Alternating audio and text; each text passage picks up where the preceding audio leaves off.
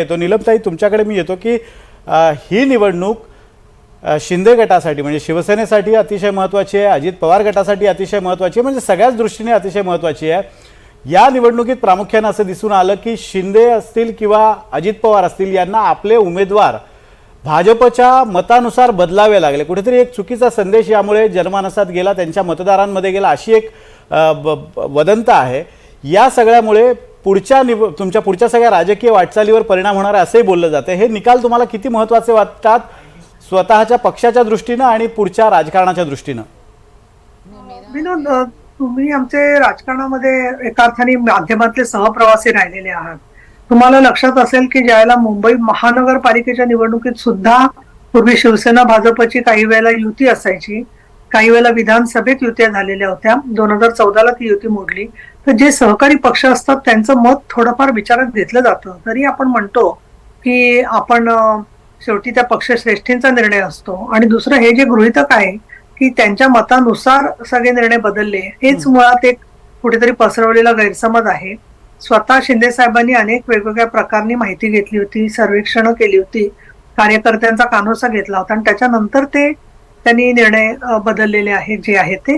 दुसरं म्हणजे काही वेळेला असंही होतं की पक्षाची खरं सांगायचं तर हेच राहत नाही, म्हणजे क्षमताच राहत नाही की उमेदवार बदलायचे आणि म्हणून मग 3-3, 4-4, 5-5 वेळेला उमेदवार दिले जातात आणि अँटी इन्कम्बन्सी सारखे प्रश्न उमेदवारांबद्दल सुद्धा तयार झालेले असू शकतात। ही निवडणूक फार महत्वाची यासाठी आहे की 2014 पासून 2024 पर्यंत गेली 10 वर्ष युती मोडणं व परत युती होणं, तर आता मुद्द्यांवरती शिवसेनेची युती झालेली आहे। ती तशा अर्थाने फक्त व्यक्तिगत स्वरूपाचा विषय नाहीये।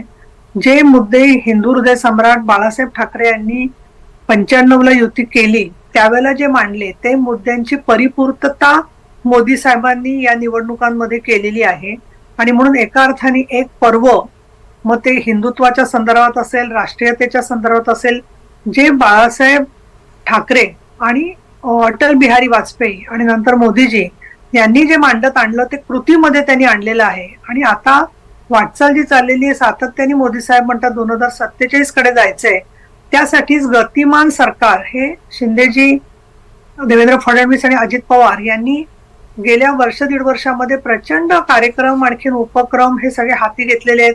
तुम्ही म्हणाल तर एक नारी शक्तीचा सुद्धा याच्यामध्ये फार मोठा सहभाग आहे। आईचं नाव लावणं हा निर्णय अनेक वर्ष आपण चर्चेत घेतला होता, 94 पासून आपण ऐकतोय। मला त्या नेत्यांचं महत्व कमी करायचं नाहीये, पण प्रत्यक्षात अंमलबजावणी करून घेणं यासारख्या अनेक 100च्या वर महत्वाचे निर्णय या राज्यात झालेले आहेत आणि म्हणून ही निवडणूक एका अर्थाने बाळासाहेब ठाकरे यांच्या विचारांच्या लढाईची निवडणूकच शिंदे साहेबांनी पुढे नेलेली आहे असं माझं मत आहे।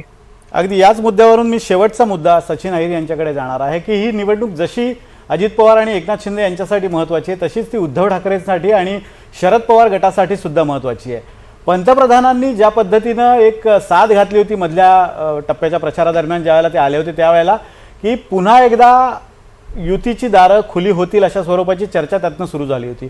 कशा स्वरूपाची वाटचाल असेल तुमची पुढच्या काळात?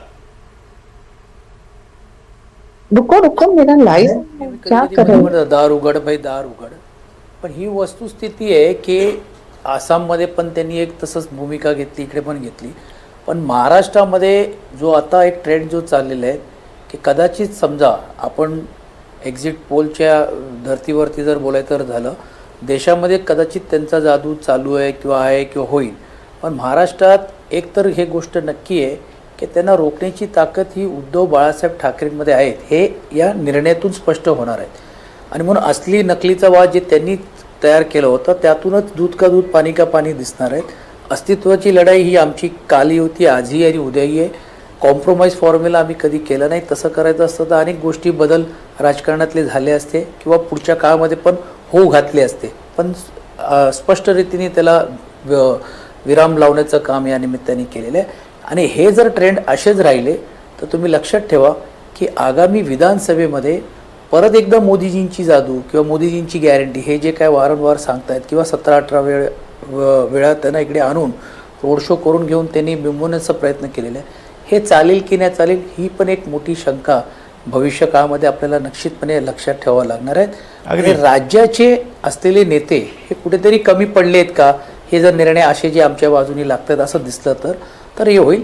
आणि एक मोठ्या प्रमाणावरती एक शिक्कामोर्तब होईल की हो 2014च्या नंतर पण स्वर्गीय बाळासाहेब ठाकरे नसताना पण उद्धव साहेबांनी चांगली लढत दिली, वेगळी लढत दिली. 64 आमदार आम्ही निवडून आणलेत. यावेळी पण देखील आमच्याकडे चिन्ह नाही आहे, रिसोर्सेस नाही आहे, प्रशासकीय कुठची यंत्रणा नाही आहे, धनशक्ती नाही आहेत. सर्व बाजूनी चारी बाजूनी आम्हाला कोंडी करून पण पूर्ण ताकदीने आम्ही उभे राहिलो. आणि जे काय असेल ते नंबर्स, मग ते 1 नंबरपासून असू दे, 15 असू दे किंवा 20 असू दे, आम्ही हे मिळवण्यामध्ये यशस्वी झालो. हा आमचा पार्टीच्या कार्यकर्त्यांचा, कॅडरचा आणि लोकांच्या विश्वास जो आदरणीय उद्धवजींच्यावर आहे ते शिक्कामोर्तब झाले असं म्हटलं तर ते अयोग्य होणार. अगदी